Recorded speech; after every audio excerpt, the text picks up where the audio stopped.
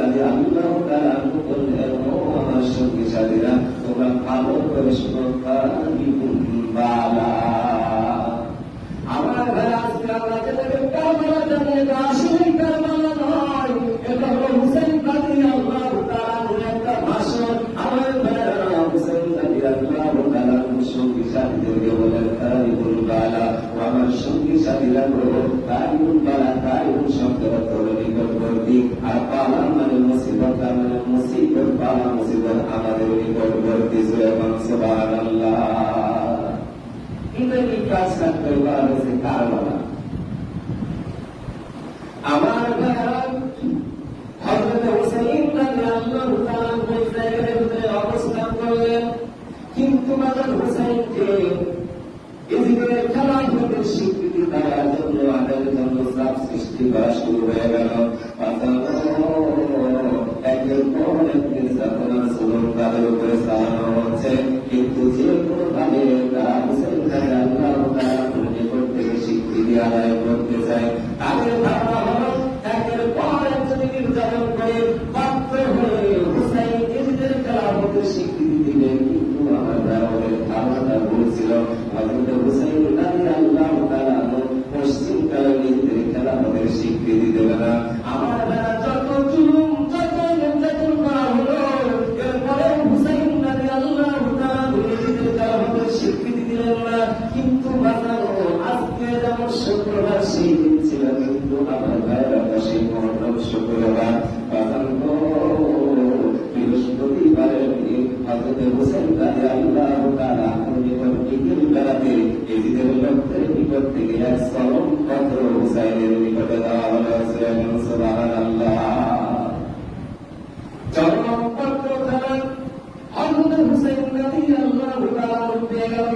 হুসাইন রাদিয়াল্লাহু তাআলা পত্র তুলে থেকে পত্রের ভিতরে লেখা আছে, হুসাইন, তোমরা যদি এজিদের খেলাফতের স্বীকৃতি না দাও, তাহলে সামনের রাতটাই হলো তোমাদের জীবনের শেষ রজনী। সুবহানাল্লাহ। সামনের যে রাত, এই রাতটাই হবে তোমাদের জীবনের শেষ রজনী। আমার ভাইয়েরা, পত্র খানা করার পর হুসাইন রাদিয়াল্লাহু তাআলা পত্র নিয়ে শিবিরের ভিতরে প্রবেশ করল। শিবিরের ভিতরে প্রবেশ করার পর হুসাইন রাদিয়াল্লাহু তাআলা পরিবারের সকল লোকদেরকে ডাকতে বলল, আমার সঙ্গী সাথীরা, তোমরা শোনো, এদের পক্ষ থেকে পত্র এসেছে, যদি আমরা যদি এদের খেলাফতের স্বীকৃতি না দিই, তাহলে আজকের রজনীটাই আমাদের জন্য শেষ রজনী। আগামীকাল আমরা কেউ জীবনকে ফিরতে পারবো না। সুতরাং তোমরা আজকে বুঝে শুনে ভালোভাবে সিদ্ধান্ত গ্রহণ করো, তোমরা কি এই খেলাফতের স্বীকৃতি দিয়ে তোমরা ইসলামটাকে প্রতিষ্ঠিত হওয়ার থেকে, ইসলামটাকে পৃথিবীর থেকে নিশ্চিন্ন করে দিতে চাও, নাকি এদের খেলাফতের অস্বীকৃতি জানায়া ইসলামের কাছে ইসলামটাকে প্রতিষ্ঠিত করার জন্য তোমরা জীবন দিতে চাও? আজকে তোমাদেরকে সেই সিদ্ধান্ত গ্রহণ করতে হবে। আমার হযরত হুসাইন রাদিয়াল্লাহু তাআলা থেকে কথা শোনার পর হযরত হুসাইন রাদিয়াল্লাহু তাআলা সঙ্গী সাথীরা সকলে হুসাইন রাদিয়াল্লাহু তাআলা কে জানালেন, হুসাইন সেই ইসলামের কারণে জীবনকে হুসাইন সেই ইসলাম যদি না থাকে, তাহলে আমরা আমাদের জীবনটাকে কি করবো? সুবহানাল্লাহ। আমরা সকলে জীবন করব, কিন্তু সর্বনাশা ইসলাম বিধান প্রতিষ্ঠিত হতে দেব না। সুবহানাল্লাহ। আমার সকলের সিদ্ধান্ত গ্রহণ করলো, জীবন দেব, কিন্তু ইসলাম ধ্বংস করার মতো কোন বিধান প্রতিষ্ঠিত হতে দেব না। আমার সকলে সারা রাতে কান্নাকাটি করে সকলে রাত ধরে কাটাইয়া দিচ্ছে, কারণ আমার কারো চোখে ঘুমের মাত্র লেশ নাই।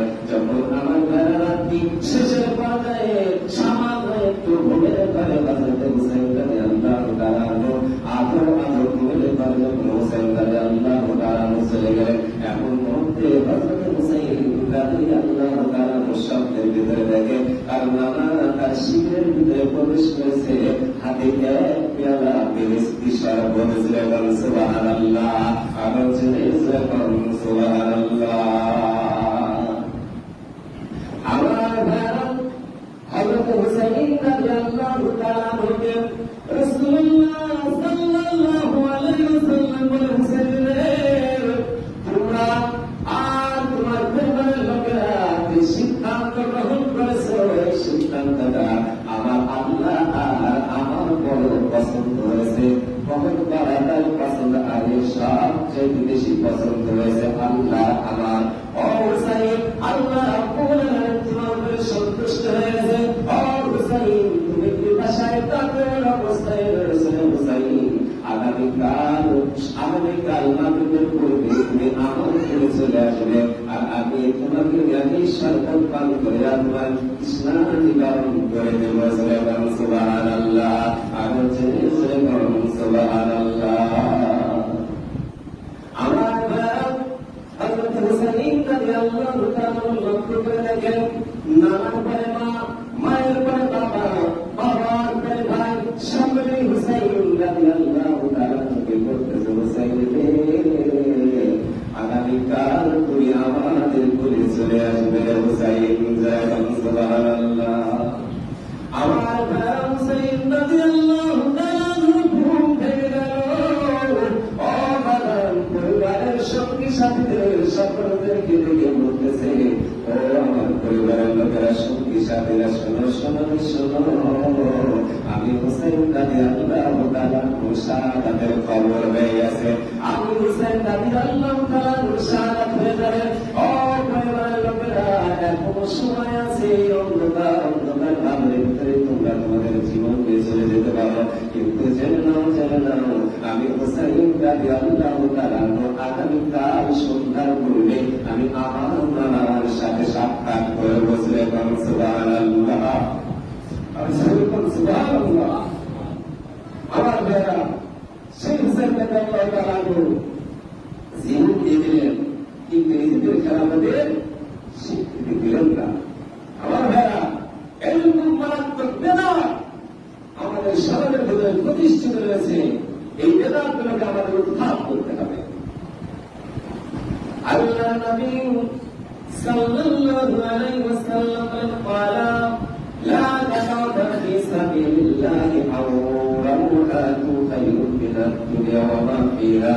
আমার ভাইরা, আনাস ইবনে মালিক রাদিয়াল্লাহু তাআলা বলেন, একটা হাদিস বর্ণনা, রাসূলুল্লাহ সাল্লাল্লাহু আলাইহি ওয়াসাল্লাম বলেন, যদি কোনো ব্যক্তি আল্লাহর রাস্তাতে একটি সকাল অথবা একটি বিকাল ব্যয় করে, আমার নবী বলেছেন, ওই ব্যক্তি যার দুনিয়া এবং দুনিয়ার ভিতরে যা রয়েছে তার চাইতে উত্তম কিছু কামাই করে। সুবহানাল্লাহ, আরো সুবহানাল্লাহ। তার মানে দুনিয়ার ভিতরে যা আছে, দুনিয়া এবং দুনিয়ার ভিতরে যা আছে তার চাইতে উত্তম কাজ করেছে যদি একটা সকাল অথবা একটা বিকাল আল্লাহর রাস্তাতে ব্যয় করে। আমার ভাইরা, বুকে হাত দিয়ে বলতে পারবেন, কিন্তু জিন্দেগি আপনার 50 বছরের হয়ে গেল, 60 বছরের হয়ে গেল, আল্লাহর রাস্তাতে দিনের কাজের জন্য কি কতটুকু মুহূর্ত ব্যয় করছেন বলতে পারবেন? আমার মনে হয় যে আমার ভাইরা অধিকাংশ ফেল মেরে দেব।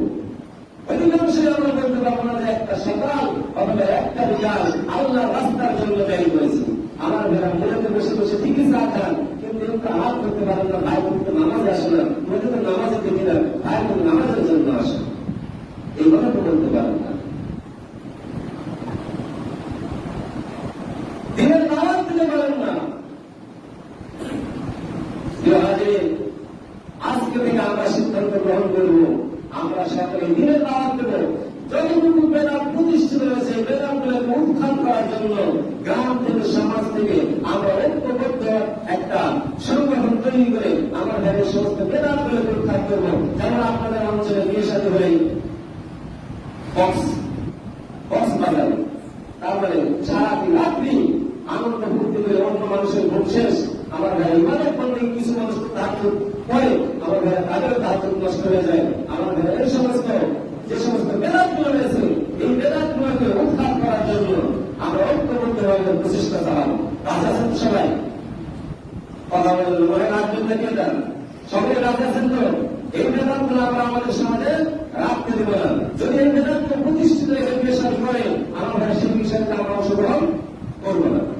ইসলামী তরিকাতে যে সমস্ত বিয়ে শাদী যায় এই সমস্ত বিয়ে শাদী যেন আমরা পড়াতে পারি এবং প্রতিষ্ঠিত করতে পারি। আল্লাহ রাব্বুল আলামিন আমাদেরকে সিদ্ধান্ত জ্ঞান কৌশলের বলে আল্লাহ আমার আল্লাহ নবী সাল্লাল্লাহু আলাইহি